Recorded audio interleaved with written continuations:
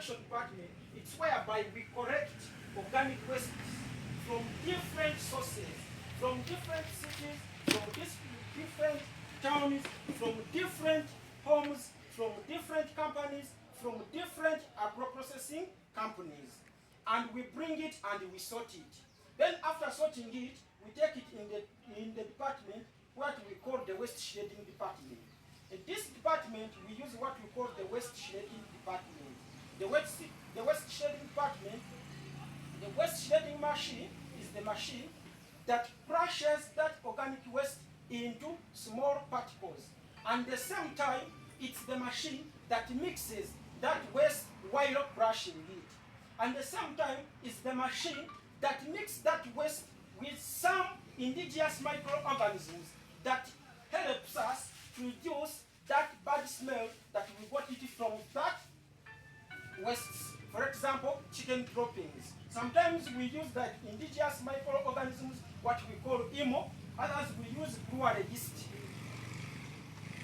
Then at nutrition department, it's whereby we get that feed and we introduce the 5-day-old larvae. The 5-day-old larvae is the black soldier fly larvae, but they are 5 days in old. Then we press it. Within 7 days, we get what we call the mature larvae. That mature larvae, we use it as the animal feeds and other sources. For example, after getting that mature larvae, we take it in what? In steaming. That steaming is under what? Harvesting department. Harvesting department is a department whereby we separate the black soldier fly larvae out of what? Manure. At that stage, we call it manure. There is a difference between manure and what? And fertilizer. So, after separating it, we use 3 methods. One method, we use what we call the manual harvesting. The manual harvesting is whereby we scoop the upper layer. This black soldier fly larvae, they don't need light. When you scoop the upper layer, they start hiding on manure. Then when you continue removing the upper layer, you remain with the black soldier fly larvae. But when you are harvesting that black soldier fly larvae, you take some black soldier fly larvae in manure. So that's why at that stage we call it manure. Then after harvesting black soldier fly larvae, that black soldier fly larvae, we wash it and we steam it for drying. While you're washing it, we get what we call the black soldier, the black soldier tea, or what we call liquid fertilizer. This liquid fertilizer helps us to use it during the sunny season. Sometimes if you are watering or getting water, like in these seedlings while you're still on the nursery, you get that liquid water, you get 1 liter of black soldier fly liquid water, and you mix it with 10 liters of water, and you spray it. Then after steaming it, this black soldier fly tea or liquid fertilizer is a mixture of water and the sweats of the black soldier fly. So, and after harvesting it, we have another department, what we call the pupa department. The pupa department, it's whereby the black soldier fly turn from one stage to another stage, from the larvae stage to pupae stage. Then after hatching it, after the black soldier fly larvae hatching it, we remain with what we call the pupa cases, or in quotes what we call cocoons. And that cocoons we use as a pesticide in the fertilizer. How? It repels around 45%. 2, we also use it in the animal feed as a calcium source. Then after pupae, we go to the breeding department. The breeding department is whereby we get the black soldier flies and we put it in the larve cage, and the black soldier fly lays eggs, and we get eggs. After getting eggs, and we hatch it, and we start again the what? the process. So under the process of the fertilizer,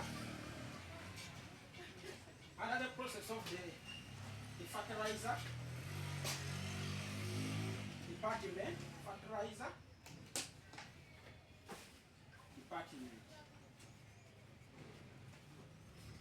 after getting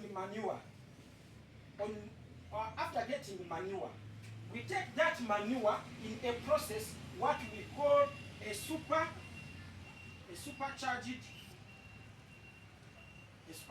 process. Why are we putting that manure in a supercharged process? Remember, the black soldier flies has a chemical on its body, what we call the decatane, or what we call the chitin chemical. So we need to remove that chemical out of what? Out of manure. And we use 3 phases under this process. We have one, we have what we call the suffocation phase. 2, the maturation phase. Then 3, we have drying phase, and processing and packaging phase. Under this process of the suffocation phase, remember when we are harvesting that black soldier fly out of manure, we get some black soldier flies go with manure. So we need to suffocate or to kill that black soldier fly larvae, also to be part of what? Fertilizer. How? We heap it and we get hard tapering and we cover on it to make sure that that black soldier fly loses oxygen and gets what? Died. Then after getting died, that chemical of the chitin chemical, it started reacting. If it started reacting, we put it in the maturation phase. That maturation phase helps us to increase the temperature up to 85 degrees Celsius and above. So that temperature is going to help us to kill all foreign pathogens that have been affected our what? Our fertilizer. 2, it helps us to remove ammonia. We have got a problem down there, whereby when you apply organic fertilizer on the plant started drying. Why? Because that plant, for that fertilizer, for example, there is a lot of what? Ammonia inside. But here at black soldier fly fertilizer, we move it through a process called supercharged process and a phase called maturation phase. Then after removing that chemical and that ammonia, the temperature starting decreasing up it reaches to 30 degrees Celsius and grow. Then after decreasing, we take it in the drying phase. For the drying phase, we must dry it under a covered surface. For example, under the greenhouse, to prevent that drops of the flying birds. Then after drying it, we sieve it.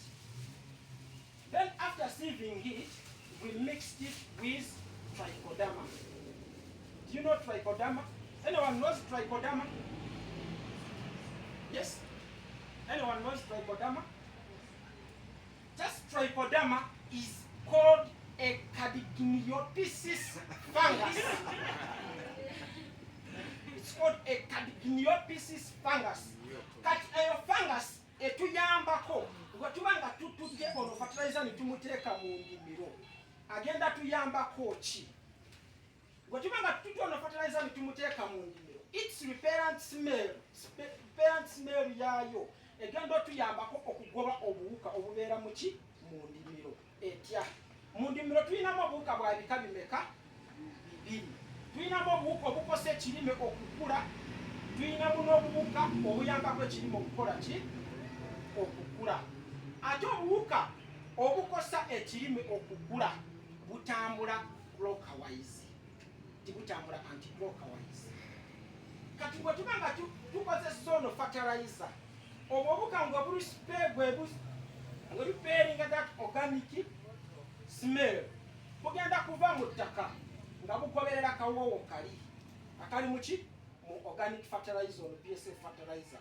Ng'oba nga bugoberedde kawoowo kano bwe butuuka waggulu w'ettaka, temperature agenda kukola ki? Agenda kuchenjinga. Temperature ali wansi mu ttaka, si y'omu nali waggulu. Kati bw'oba nga butuuse waggulu, ebitundu 45 ku 100 bugenda kukola ki? Bugenda kufa. Then ebitundu 55 mu 100 bw'obwo obuwuka obugenda kukuba eddagala erigala ne bukola ki? Ne bufa. Kati mu bupimpu ono fertilizer waffe lwaki mulungi kusinga ku fertilizer omulala? Ono fertilizer waffe azza bujja ettaka n'ayambako n'ekirimu okukola ki? Okukula. Naye ebigimusa ebisinga biyambako ekirimu okukola ki? Okukula. Ono black soldier fly fertilizer atwala ebbanga lya myezi 8 kukuli ngali mu ttaka. Lwaki? Asooka akuze ettaka obujja, then ettaka nilikola ku ki? Ku kirime. Asooka kuza ettaka obujja, then ettaka nalyo nilikuza ki? Ekirime. Ng'oba okozesa ono black soldier fly fertilizer omufuniramu ddala bulungi mu sizoni ebyokubiri okusinga sizoni ekola ki? Esooka. Lwaki? Sizoni esooka aba agezaako okustragolinga okulaba ngu azza bujja ettaka lyo, then sizoni eyokubiri ettaka liba limaze okukola ki? Okuddawo. Kati ekirime nga kikola ki? Nga kyeyagala. Lwaki? Fertilizer buno obuwuka obubadde bukosa ekirime kyo buba buvudde mu ki? Mu ttaka. Ate bw'oba nga buva mu ttaka buba buleetera ettaka okubeera ki? Ligonvu. Kakitegeeza omulandira gw'ekirime bugenda kutambula distance yebukola ki? Yebwagala. Kubanga buba nga kigwina ekigukosa eri wansi. Then ne trichodama era neera enayo erinamu repellent smell. Repellent smell naye atuyambirako ddala okulaba ngu bw'ayeyongera ku repellent smell ali mu black soldier fly fertilizer, naye gatana repellent smell ali ku trichodama era ayeyongerera ddala okulaba ngu obuwuka buno obukosa ekirime abusituddeyo ddala mu ki? Mu ttaka. Bukola ki? Buvaayo. Then bwe tudda mu kye bayita liquid fertilizer. Liquid fertilizer nayo ebiseera ebisinga tuyambira ddala mu sizoni yaki? Eyakasana. Mu sizoni yakasana oba okola ebintu bisatu okuwenda kutya, oba okola irrigation, oba oteekamu ekigimusa, ate oba oteekamu ki? Eddagala. Lwaki? Kubanga oyo liquid fertilizer naye alina repellent wati? Repellent smell. Ate repellent smell oyo yasingira ddala ng'oba olima ekirime okulaba akakawoowo akabeera mu ddagala era tikakkiriza akawuka okusemberera ekirime, oba kakkiriza akawuka kali mu ttaka kakosa ekirime okuva mu ttaka ne kambuka waggulu waki? W'ettaka. Ekyokusatu, ono black soldier fly fertilizer alina kye bayita dry matter almost 8.5%. Ng'oba omutadde mu ttaka yemikisinga n'ettaka mangu. Ate tuba tumukuziza bulungi nga talina ammonia. Y'ensonga lwaki? Ye osobola muteeka direct ku kirime. Talina ki? Obulabe kuki? Ku kirime. Then bani babuuza application w'eyo fertilizer tumukozesa tutya?